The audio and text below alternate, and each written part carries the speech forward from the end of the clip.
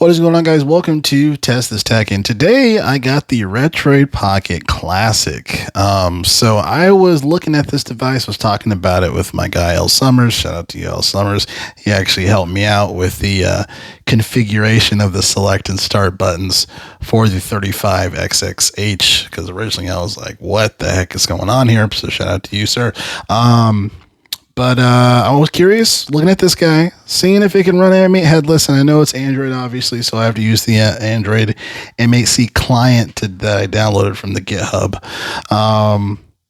Yeah, so I just wanted to show you guys how it performs, some of the positives on here, and then the cons, which unfortunately there are some bigger cons here. As far as for the hardware of the Retroid Pocket, it is a top-notch device. The battery life is really strong, powerful. It's like 5,000 milliamps, so you can get a lot of music done in one sitting. You know, probably a couple tracks. The speaker, even though it's a mono speaker, it is very clear. It sounds really good. The clarity is good. You have for this particular model, I would say if you were to lean towards the Pocket Classic, Retroid Pocket Classic, just get the 4 buttons and not the 6. Main reason being is that you can't map the C or the Z button on the Android M8C client. It only provides options for X, Y, A, and B.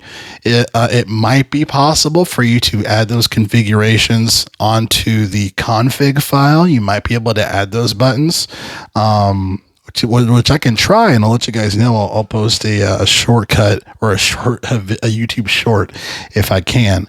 But yeah, I would say just stick with the 4 buttons version of the Retroid Pocket Classic is what I'm trying to say. But as far as for the D-pad is solid. The buttons are solid. The screen is beautiful. The screen is really the biggest part of the show here. The biggest, it's really impressive. It's an OLED panel. Deep blacks. The colors are really nice. They're not overly saturated or anything. So it is a joy to work on this.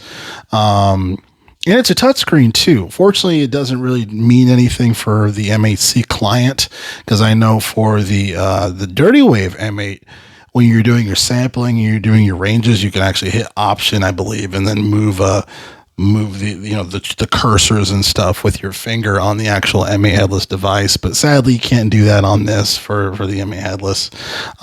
Just the Dirty Wave, the official device. But yeah, it sounds good. The headphone amp is solid on this too. I did post a little video as far as for one of the beats I was working on for this. The downside of this device, and unfortunately it is a pretty big downside, it's going to be the software. Sadly, it's going to be the software. The Android M8C client is just not stable enough, and I have the most recent version of the M8C client.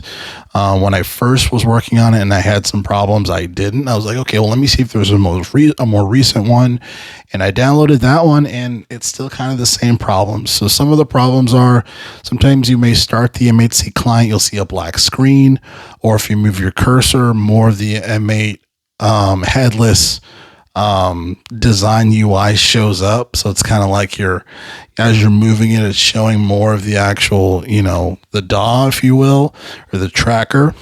So that it's a big issue, and it doesn't consistently start all the time. Sometimes it'll say that it's not working and you have to close it out. Sometimes I have to unplug the Type-C cable, plug it back in.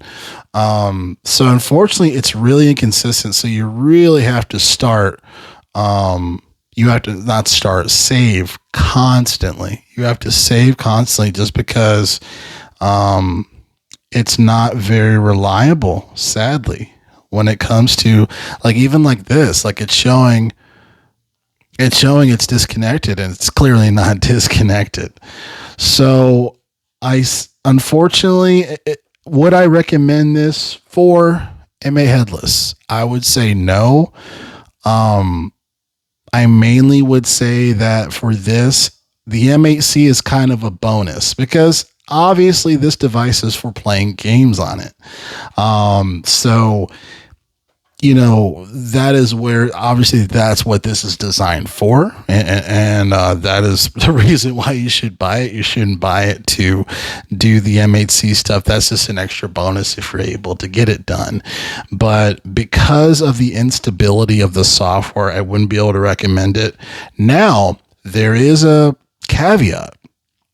If you have the skills and you're able to create a dual boot partition for Linux, then I would say this is even an even more of a powerhouse device. I may potentially try that, but that is going to be some deep diving that I have to do for that. But if you're just trying to pick up and play, unfortunately, the Retroid Pocket Classic is not going to be that. But yeah, if you dual boot Linux on here, then you got something. But other than that, I think it's just too inconsistent of performance for it to be reliable as an M8 software. So fortunately, those Ambernicks, the 40XXV, even the G350, they're going to be more reliable products to work on the device, and obviously the trim UI Smart Pro. Because if you were to compare these two, right? To compare these, because these are the biggest ones to compare to. The screen is bigger on this, so it's going to cascade. So if you're doing M8 headless on this, you're going to get a full batch of the screen. Obviously, this is not touchscreen, and this is, so there's kind of a benefit for that, but not really for M8 headless because, like I mentioned, there's really no touchscreen capabilities for M8 headless. So the D-pad, funny enough, I'm not going to lie to you guys, the D-pad actually, I think feels better on this, on the 40XXV. The buttons are actually more clicky on this as well. They're about the same clicky for the shoulder buttons, but yeah, that's kind of funny. The buttons, the face buttons I think actually feel better on the 40XXV than they do on the Retroid Pocket Classic. And this is like $70. This is double that. This is like $150. So yeah, I think when it comes to obviously what this is mainly designed for, playing games, get it for that. Don't get it for M8C. And yeah, I'm going to leave it there. But again, JPowell Music, test this tech. Catch you guys next video. Thanks a lot.